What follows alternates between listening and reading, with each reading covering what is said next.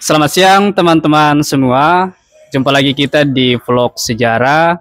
Hari ini saya bersama dengan anak-anak dari Eskul PMR. Halo. Ya, dan hari ini saya ingin berbincang tentang bagaimana mereka belajar, bagaimana mereka melaksanakan eskulnya, dan tentu bagaimana mereka bisa membagi waktu, kemudian apa kendalanya dan apa solusinya. Sebelum itu, siapa namanya, Nak? Halo guys, perkenalkan namaku Gaiba Mutmainah. Di sini saya menjabat sebagai Bendahara Umum PMR. Oh iya. Halo, saya Kaila Fauzia Kafka. Jabatanku sebagai Sekretaris Umum. Sekretaris. Ya. Oke. Nah, menarik ya. Saya sedang ditemani dengan Bendahara Umum PMR dan Sekretaris Umum PMR. Nah, anak-anak, selama kurang lebih mungkin sudah hampir selesai keperiodiannya di PMR. Tentu kalian sudah melewati waktu-waktu yang begitu asik, menyenangkan, dan tentu pasti ada juga suka dukanya. Nah, kira-kira bagaimana kalian nak membagi waktu antara proses pembelajaran kemudian kegiatan-kegiatan eskulnya? Iya. Mungkin dari Benduk ya. Dari Bendum. Oke. Kalau dari saya sendiri itu Pak, saya buat kayak schedule. Schedule. Ya, jadi kan kalau di PMR itu sudah dibuatkan dari awal kepengurusan apa saja yang bakal kita lakukan selama satu periode.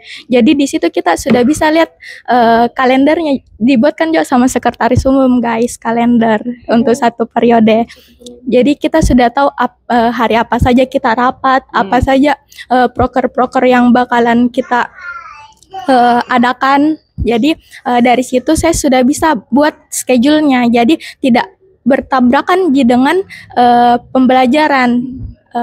Jadi saya selalu siapkan buku kecil. Jadi di situ bisa Kak tulis bulan ini apa saja. Terus kalau misalnya ada tugas dari guru bisa juga ditulis di situ. Jadi tidak bertabrakan Ki. Nah terus kan kita tidak bakalan tahu ini acara bakalan terus sesuai dengan schedule tak. Jadi di situ sekali saya sisipkan untuk kerja tugas. Kalau misalnya ada tugas yang dari sekolah, kita bisa sisipkan. Misalnya ada rapat. Terus sebelum rapat kan biasa ngaret Ji. Ya, jadi di situ bisa kayak kerja tugas dulu sambil ngobrol-ngobrol. Jadi kayak nggak boring. Kalau dari saya itu Ji. Oke, kalau sekretaris gimana? Kalau dari saya mungkin sama juga dengan Gaibah, tapi karena tugasnya Sekretaris Umum itu lumayan banyak, apalagi untuk bikin surat dan segala macam. Tapi untuk pembagian antara ekskul dan sekolah sebenarnya cukup sulit karena kadang bersamaan dengan pembuatan surat dan banyaknya tugas-tugas. Tapi solusiku ketika di saat waktu yang seperti itu yang mepet, kadang kadang tugas untuk di sekolah saya kerjain di sekolah Pak. Kadang kalau misalnya saya kerja di sekolah, terus yang ekskul saya kerja di rumah. Jadi sejauh ini yang saya lakukan itu tidak terlalu sulit, jadi masih bisa aku bagi antara ekskul dan sekolah. Gitu Ji. Iya. Ya, sangat menarik dari proses pembagian waktu itu dan solusi yang sudah disampaikan, sesuatu yang luar biasa karena kalian sudah bertahan sejauh ini. Iya. Dan mudah-mudahan di sisa mungkin kurang lebih 2 bulan ke depan tetap konsisten dengan solusi-solusi terbaiknya dan bisa selesai dengan baik juga. Nah, kira-kira Nak di dalam mengatur mungkin dari bendahara, kira-kira dalam mengatur keuangan organisasinya ada tidak kendala yang kita hadapi selama ini? Jadi kalau kendalanya itu selalu ada pastinya. Cuman itu bisa jadi atasi dengan cara kayak kasih balance ya. Apalagi saya nggak belajar ekonomi Kak. di kelasku saya ambil peminatan IPA. Jadi di situ agak jadi tantangan karena ini pertama kali kok jadi bendahara dan agak pusing bagaimana caranya atur padahal saya tidak pernah belajar. Jadi untungnya ada aja kakak-kakak juga yang bantu. Jadi agak bisa menyesuaikan untuk pengalaman pertamaku dan menurutku ini pengalaman yang sangat-sangat bisa Kak pelajari dan mungkin bawa sampai kapanpun karena agak keren sekali soalnya bingung Kak bagaimana ekspresikan Oh gitu. Oke, baik. Jadi menarik ya dari sisi bendaharanya. Jadi ada hal positif yang bisa kita ambil sebagai bendahara, nak?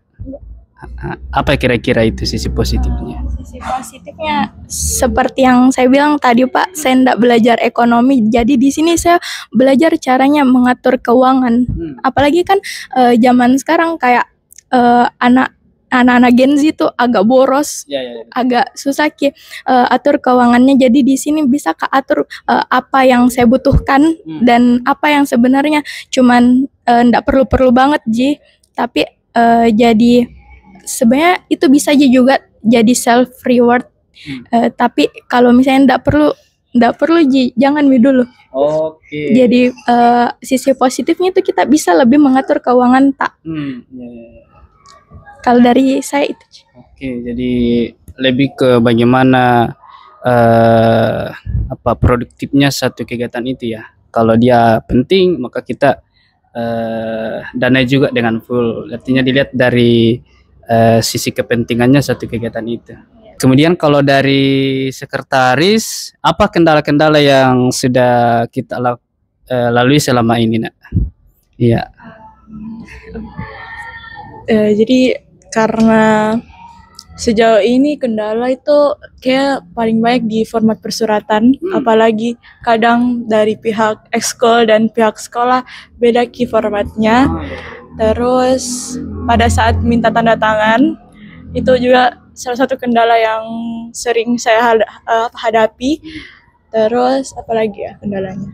Itu pada saat itu tadi yang biasa bertabrakan dengan tugas sekolah yang harus juga saya kejar deadline karena revisi segala macam. Nah itu. Tapi sisi positifnya saya jadi sekretaris umum bisa Kak lebih mengerti dunia perlaptopan, dunia Word, Excel yang sangat penting menurutku ketika kita nanti sudah di jenjang perkuliahan. Jadi salah satu kayak salah satu